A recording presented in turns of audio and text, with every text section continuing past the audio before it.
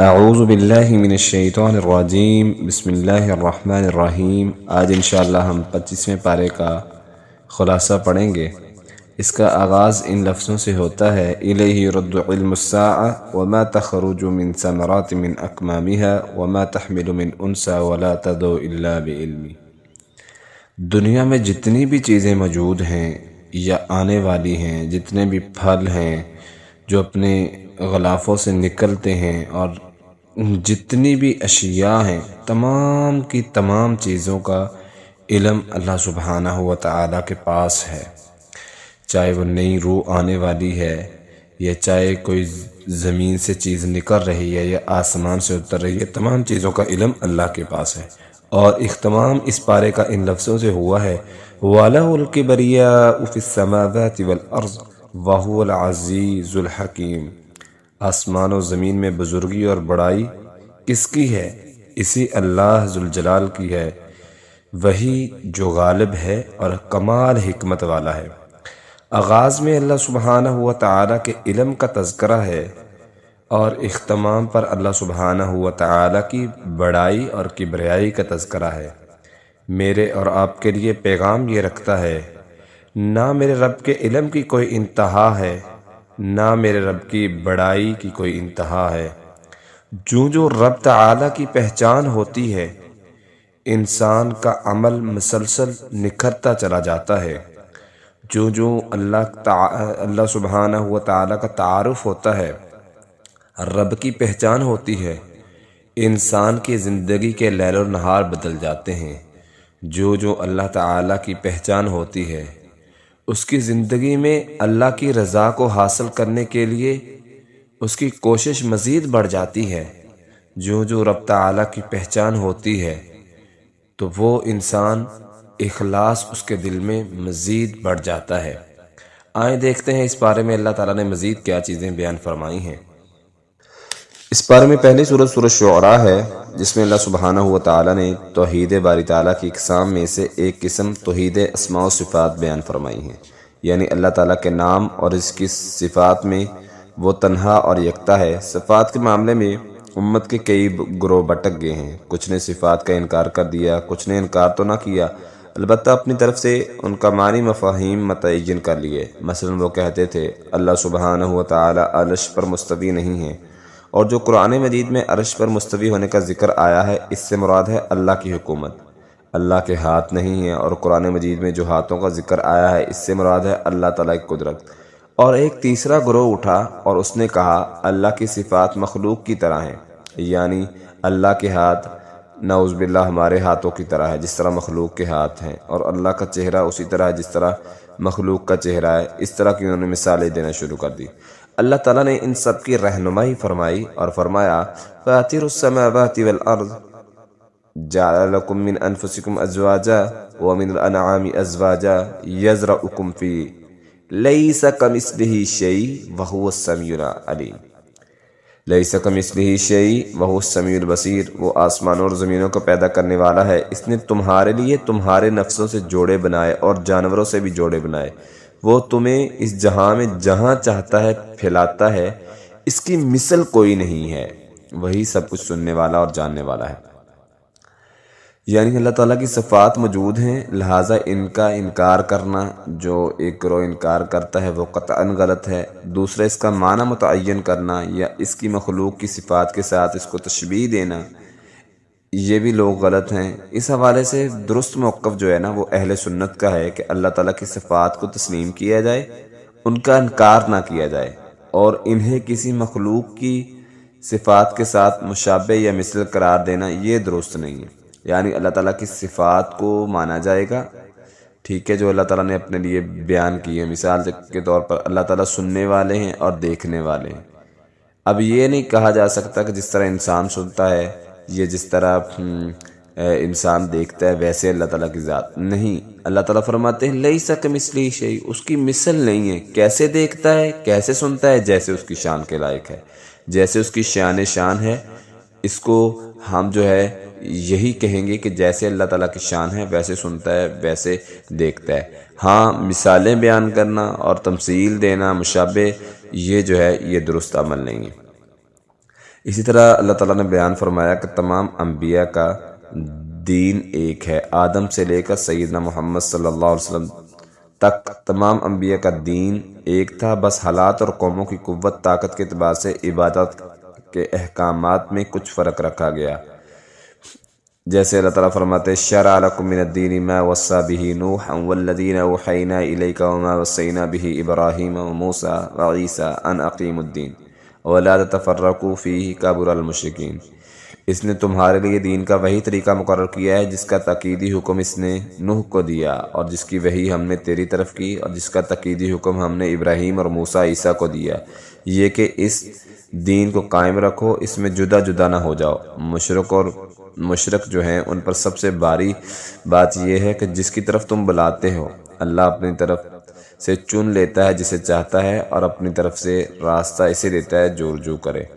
یعنی انبیاء کرام کا دین ایک تھا، ان کا منہج ایک تھا، مشن ایک تھا کہ لوگوں کو اللہ کی طرف لانا ہے، شیطان کی عبادت سے ہٹا کر، طاغوت کی عبادت سے ہٹا کر اللہ کی طرف لانا ہے۔ ان کا دین ایک تھا، مشن ایک تھا۔ تو اللہ فرماتے ہیں اے میرے نبی ان مشرکوں کو کہہ دیجئے، یہ جو اللہ کے علاوہ پکارتے ہیں، جب تم ان کو اللہ کی طرف بلاتے ہو تو سب سے زیادہ مشکل ان پر یہ بات ہوتی ہے کہ یہ نبی دعوت کیوں دے رہا ہے۔ کل کہہ دیجئے آمنت بما انزل اللہ، میں ایمان لایا ہوں اس چیز پر جو میری طرف نازل کی گئی ہے، اور میں تمہارے درمیان انصاف کروں گا۔ اللہ ہی ہے ہمارا رب، ربنا و ربکم، لنا اعمالنا ولکم اعمالکم، میرے لیے میرے عمل ہے، تمہارے لیے تمہارے عمل ہے، اس لیے جھگڑا مت کرو۔ اگر تم نہیں ایمان لاتے تو تم پھر دیکھ لو گے اللہ جب فیصلہ کرے گا اور ہم سب کو جمع کرے گا۔ اسی طرح اللہ تعالیٰ نے فرمایا ہے کہ ہر شخص کو اس کے اعمال کا اجر ملتا ہے۔ اللہ تعالیٰ کسی کی محنت کا صبر ضائع نہیں کرتا، جو شخص اس مقصد کے لیے محنت کرتا ہے اسی حساب سے اس کو اجر ملتا ہے۔ من کان یرید حرث الآخرۃ نزد اللہ فی حرثہ ومن کان یرید حرث الدنیا نؤتہ منہا وما لہ فی الآخرۃ من نصیب۔ جو آخرت کے لیے عمل کرتا ہے آخرت میں اس کے لیے بدلہ ہوگا، اور جو دنیا کے لیے کرتا ہے دنیا کا بدلہ اس کو دنیا میں مل جائے گا۔ اب چونکہ کافر آخرت کی زندگی کو مانتے ہی نہیں تھے، اس لیے انہیں ان کے اعمال کا بدلہ دنیا میں دے دیا جاتا ہے، اور مومن چونکہ آخرت کی کامیابی کے لیے عمل کرتا ہے تو اللہ اس سے آخرت میں اجر دے گا۔ اسی طرح توبہ کی قبولیت، انسان چونکہ غلطی کر بیٹھتا ہے، غلطی کا پتلا ہے، نسیان سے ہے، بھول جانے والا ہے، لہٰذا اللہ تعالیٰ نے اس کے لیے ہمیشہ توبہ اور پلٹنے کا دروازہ کھلا رکھا ہے۔ کوئی جب شخص توبہ کرتا ہے تو اللہ اسے معاف کر دیتے ہیں۔ وَهُوَ الَّذِي يَقْبَلُ التَّوْبَةَ عَنْ عِبَادِهِ وَيَعْفُو عَنِ السَّيِّئَاتِ وَيَعْلَمُ مَا تَفْعَلُونَ، اور وہی ہے جو اپنے بندوں سے توبہ قبول کرتا ہے اور برائیوں سے درگزر کرتا ہے، اور جانتا ہے جو تم کرتے ہو، اللہ تعالیٰ معاف کرنے والا ہے۔ اسی طرح اللہ تعالیٰ نے یہ بیان فرمایا کہ اللہ کے جو فیصلے ہیں وہ حق پر مبنی اور برحق ہوتے ہیں۔ اللہ تعالیٰ کائنات کا خالق ہے، اس نے اپنی مخلوق کے متعلق جو فیصلہ کیا ہے وہی درست اور برحق ہے۔ کسی کو آندھا، کسی کو نعمتوں سے محروم، کسی کو صحت، کسی کو بیماری، کسی کو ذہین بنا دیا، کسی کو کند ذہن بنا دیا، کسی کو خوبصورت، کسی کو بدصورت۔ یہ اس کے فیصلے ہیں، اور اس کے فیصلے حق اور سچے ہوتے ہیں۔ اللہ فرماتے ہیں وَلَوْ بَسَطَ اللَّهُ الرِّزْقَ لِعِبَادِهِ لَبَغَوْا فِي الْأَرْضِ وَلَكِنْ يُنَزِّلُ بِقَدَرٍ مَّا يَشَاءُ إِنَّهُ بِعِبَادِهِ خَبِيرٌ بَصِيرٌ۔ اور اگر اللہ اپنے بندوں کے لیے رزق فراہ کر دیتا ہے تو یقیناً وہ زمین میں سرکش ہو جاتے ہیں، اور لیکن وہ ایک اندازے کے ساتھ اتارتا ہے جتنا چاہتا ہے، یقیناً وہ اپنے بندوں سے خوب باخبر، خوب دیکھنے والا ہے۔ اسی طرح اللہ تعالیٰ نے فرمایا ہے کہ ہر مصیبت کے اعمال کا نتیجہ ہے۔ دنیا میں جو کچھ انسان کے ساتھ ہوتا ہے وہ انسان کے اعمال کا دنیاوی نتیجہ ہے، جیسا کہ اللہ فرماتے ہیں وَمَا أَصَابَكُم مِّن مُّصِيبَةٍ فَبِمَا كَسَبَتْ أَيْدِيكُمْ وَيَعْفُو عَن كَثِيرٍ، اور جو تمہیں کوئی مصیبت پہنچتی ہے تو اس کی وجہ سے ہے جو تمہارے ہاتھوں نے کمایا، اور وہ بہت سی چیزوں سے درگزر کر جاتا ہے۔ دنیا میں کوئی مصیبت پریشانی آتی ہے تو انسان کے اپنے اعمال کی وجہ سے آتی ہے۔ بعض دفعہ وہ مصیبت ہمارے لیے آزمائش بھی ہو سکتی ہے، اور بعض دفعہ ہمارے لیے وہ گناہوں کا کفارہ ہو سکتی ہے۔ تو اس لیے ہمارے اسلاف کہا کرتے تھے کہ جب بھی انہیں کوئی مصیبت کا سامنا کرنا پڑتا تو وہ سمجھتے تھے کہ یہ جو پریشانی آ رہی ہے ہمارے اعمال کی وجہ سے ہماری ہے، ہمارے اعمال کی بد عمالیوں کے نتیجے کی وجہ سے آ رہی ہے۔ اس لیے وہ کثرت سے استغفار کرتے تو اللہ تعالیٰ ان کی مشکلات کو دور فرما دیتے ہیں۔ اسی طرح اللہ سبحانہ و تعالیٰ نے مومنوں کی صفات بیان کی ہیں کہ کون ہیں مومن؟ وہ لوگ ہیں جو ایمان لاتے ہیں اور اپنے رب پر بھروسہ کرتے ہیں۔ والذین یجتنبون کبائر الاثم والفواحش واذا ما غضبوا هم یغفرون، اور وہ جو دنیا کی زندگی کو ترجیح نہیں دیتے، آخرت کو ترجیح دیتے ہیں، اور جو بڑے گناہوں سے اور بے حیائیوں سے بچتے ہیں، اور جب بھی غصہ ہوتے ہیں وہ معاف کر دیتے ہیں، اور وہ لوگ جب ان پر زیادتی واقع ہوتی ہے وہ بدلہ لیتے ہیں، اور وہ لوگ جنہوں نے اپنے رب کا حکم مانا اور نماز قائم کی، اور ان کا کام آپس میں مشورہ کرنا ہے، ہم نے انہیں جو کچھ دیا اس سے خرچ کرتے ہیں۔ یعنی مومنوں کی نشانیاں ہیں، برائی سے رکتے ہیں، بڑے گناہوں سے بچتے ہیں، اللہ کا حکم مانتے ہیں، نماز قائم کرتے ہیں اور خرچ کرتے ہیں۔ اللہ تعالیٰ فرماتے ہیں یہ مومن ہیں، اور یاد رکھو جو کوئی برائی کرتا ہے تو اس کا برائی کا مثل ہی اس کو ملتا ہے، اور پھر اللہ تعالیٰ کی ذات تو ہے معاف کرنے والی۔ البتہ جو کوئی برائی کرتا ہے تو اپنی جان پہ ظلم کرتا ہے، بے شک اللہ تعالیٰ ظالموں سے محبت نہیں کرتے۔ یعنی دنیا میں جو کچھ انسان کرتا ہے اس کے اعمال کی وجہ سے اس کو ملتا ہے، عملوں کا نتیجہ ہوتا ہے۔ اللہ تعالیٰ کسی پہ ظلم نہیں کرتا، جو دنیا میں کرو گے وہی پاؤ گے۔ نیکی کرو گے تو نیکی کا بدلہ اچھا ہوگا۔ دنیا میں خیر بھی ہے، شر بھی ہے۔ خیر کو پانے کے لیے نیکی کے راستے پر چلو گے تو اللہ تعالیٰ بھی راضی ہو جائیں گے، اور خیر کے متلاشی کو خیر بھی مل جائے گی۔ البتہ جو برائی کرتا ہے اس کا مثل اس کو دنیا میں بھی مل جاتا ہے، اور آخرت میں اس کے لیے دردناک عذاب رکھا ہے۔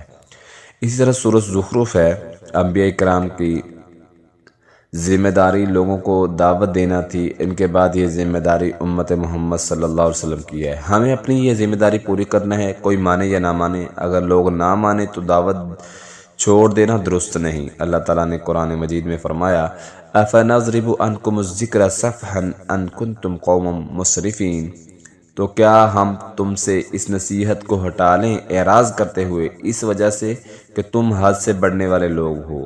اور کتنے ہی نبی ہم نے پہلے لوگوں میں بھیجے، ان کے پاس کوئی نبی نہیں آتا تھا مگر وہ اس کا مذاق اڑاتے تھے، تو ہم نے ان پر سخت پکڑنے والا، ہلاک کر دینے والا عذاب بھیجا۔ یہ پہلے لوگوں کی مثالیں گزر چکی ہیں۔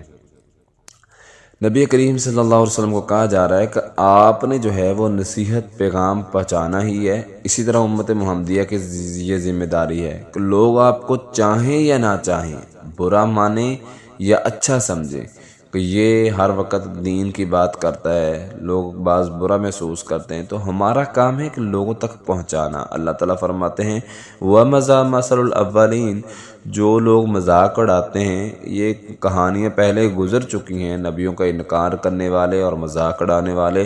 اللہ تعالیٰ فرماتے ہیں پھر ہمارا سخت عذاب آتا ہے تو یہ لوگ ہلاک ہو جاتے ہیں۔ یہ پہلے مثالیں گزر چکی ہیں، آپ جو ہے ان مثالوں سے سبق حاصل کرو، اور انبیاء کرام اور دین کو تسلیم کرو، اور اللہ تعالیٰ کی نشانیوں کو دیکھو، اور اللہ تعالیٰ کے ساتھ حد سے زیادہ شرک، حد سے نہ بڑھو، یہ نہ ہو کہ اللہ تعالیٰ کی پکڑ آئے اور تم ہلاک ہو کے رہ جاؤ۔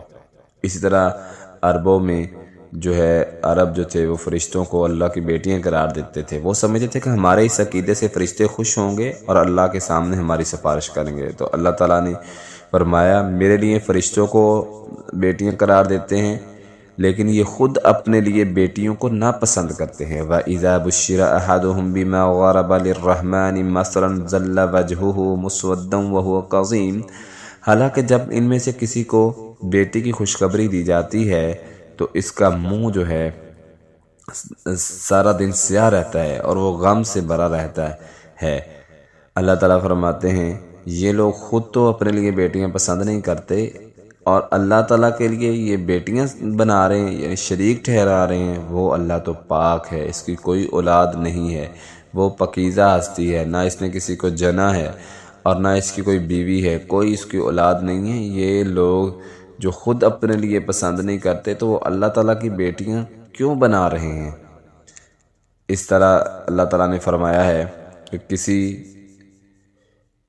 جو کفار مکہ کہتے تھے کہ کفار مکہ کا یہ موقف تھا کہ محمد صلی اللہ علیہ وسلم ایک غریب گھرانے سے تعلق رکھتے ہیں اور ہم سردار لوگ ہیں، ہم ان کی بات نہیں سن سکتے، جیسا کہ آج کل کے دور میں کہا جا رہا ہے کہ یہ مسجدوں کے طلباء جو ہیں، یہ مولوی جو ہیں، یہ غریب گھروں سے ہے، ان کے پاس کیا ہے، بڑے سردار مانتے نہیں ہیں، بڑے لوگ مانتے نہیں ہیں۔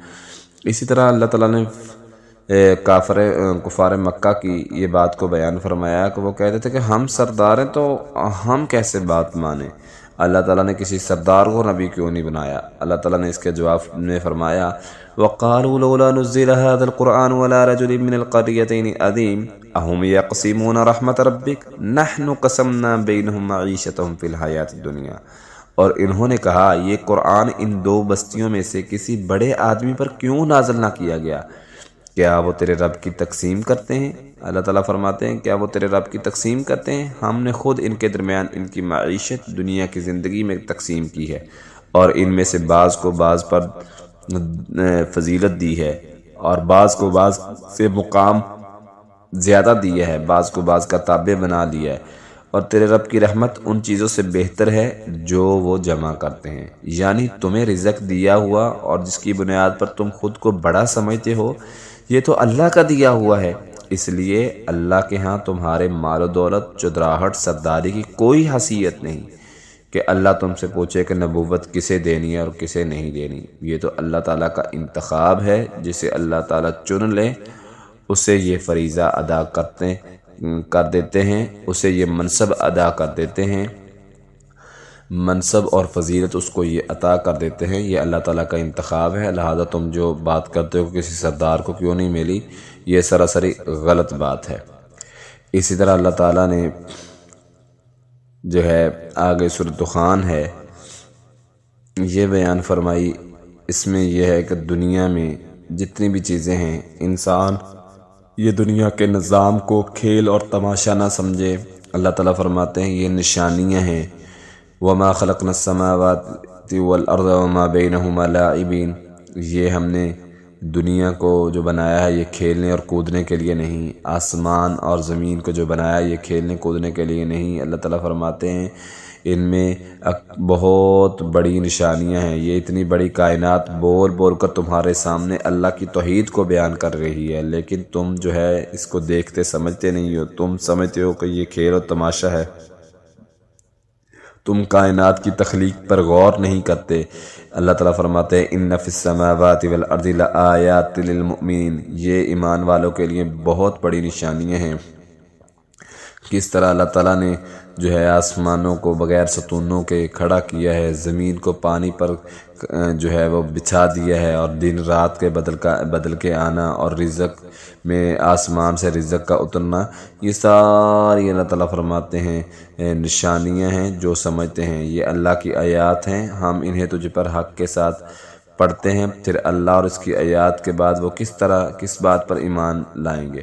یعنی ابھی بھی وہ تسلیم نہیں کرتے کہ اللہ نے اتنی نشانیاں اپنی واضح کی ہیں، لیکن یہ لوگ ابھی بھی ایمان نہیں لاتے، تو کب لائیں گے؟ اللہ تعالیٰ فرماتے ہیں۔ اسی طرح اللہ تعالیٰ نے جنت اور جہنم کی زندگی کا تقابل کیا ہے کہ جہنمیوں کی زندگی کس طرح ہوگی اور جنتیوں کی زندگی کس طرح ہوگی۔ ان شجرۃ الزقوم طعام العتیم کالمہل یغلی فی البطون کغلی الحمیم۔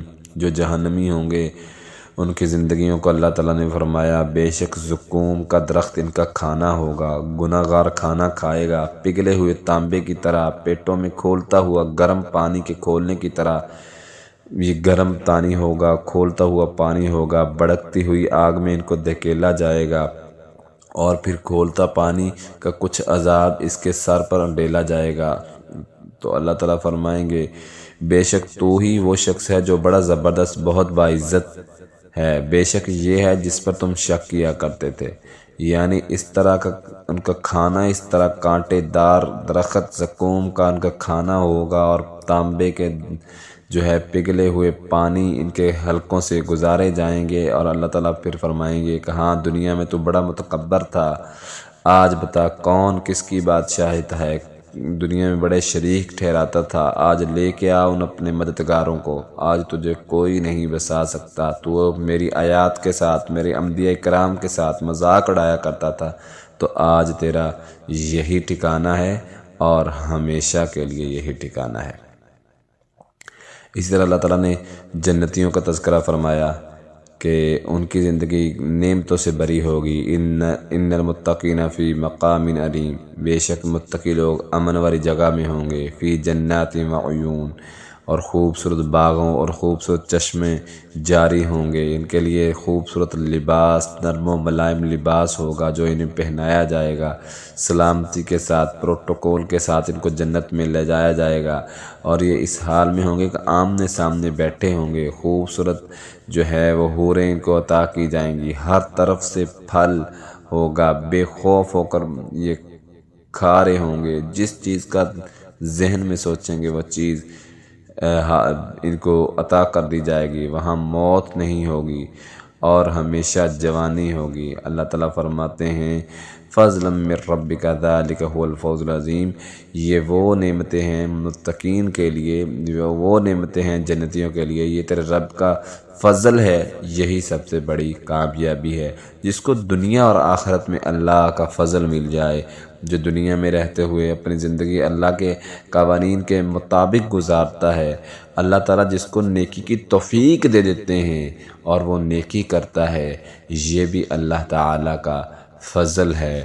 جو اللہ کا ذکر کرتا ہے یہ بھی اللہ تعالیٰ کا فضل ہے۔ جو اپنی زندگی کو اللہ کے لیے وقف کر دیتا ہے، اعمال کو اس لیے کرتا ہے کہ اللہ کی رضا مقصود ہو جائے، یہ اللہ تعالیٰ کا فضل ہے۔ اللہ تعالیٰ جس کو چاہتے ہیں اپنا فضل عطا کر دیتے ہیں، اور جس کو اللہ کا فضل مل جائے بہت بڑی یہ کامیابی ہے۔ اسی طرح آخر میں سورۃ الجاثیہ ہے، اللہ تعالیٰ نے فرمایا اللہ تعالیٰ نے تمہیں تخلیق کیا ہے، تم اس کے بندے ہو اور غلام ہو، لہذا تم پر فرض ہے کہ اس کی اطاعت کرو، جبکہ تمہاری حالت یہ ہے کہ تم اپنی خواہشات نفس کی پیروی کر رہے ہو۔ یہ ایک بندے کو، ایک غلام کو یہ چیزیں زیب نہیں دیتی۔ افرأیت من اتخذ الہہ ہوا وأضلہ اللہ علی علم وختم علی سمعہ، پھر کیا تو نے اس شخص کو دیکھا جس نے اپنا معبود اپنی خواہشات کو بنا لیا، اور اللہ نے اسے علم کے باوجود گمراہ کر دیا، اور اس کے کان اور اس کے دل پر مہر لگا دی، اور اس کی آنکھوں پر پردہ ڈال دیا، پھر اللہ کے بعد اسے کون ہدایت دے گا؟ تو کیا تم نصیحت حاصل نہیں کرتے؟ یعنی بعض لوگ ایسے ہوتے ہیں، اللہ تعالیٰ نے اتنی نعمتیں دی ہیں، اتنی نشانیاں بیان کی ہیں، مگر وہ اپنے نفس کے پیچھے اس قدر لگے ہوتے ہیں کہ اپنی خواہشات کو پورا کرنے کے لیے وہ حلال و حرام کی تمیز کو ختم کر دیتے ہیں۔ وہ سود اور سودی نظام میں، سود میں اس قدر مبتلا ہو جاتے ہیں، ان کو یہ ہوتا ہے کہ پیسہ آئے حلال طریقے سے آئے یا حرام طریقے سے، کون سی چیز حلال ہے کون سی حرام ہے، یہ ساری چیزوں کی تمیز بھول جاتا ہے خواہش نفس کو پورا کرنے کے لیے۔ اللہ تعالیٰ فرماتے ہیں جو ایسے لوگ کرتے ہیں، یہ لوگ ان کے دلوں پر مہر لگ جاتی ہے، ان کو پھر اچھی بات سمجھ نہیں آتی، خیر کی باتیں سمجھ نہیں آتی، ان کی آنکھوں پر پردہ ڈال دیا جاتا ہے۔ جو خواہشات نفس کی پیروی کرتے ہیں، اپنی خواہشات کو پورا کرنے کے لیے تمام حدیں کراس کر جاتے ہیں، پھر ان کے آنکھوں پر پردہ، دلوں پر مہر لگا دی جاتی ہے، اس کے کان جو ہے وہ بہرے ہو جاتے ہیں اور وہ خیر سے محروم کر دیا جاتا ہے۔ الہ العالمین ہم سب کو سمجھ کر عمل کرنے کی توفیق عطا فرمائے۔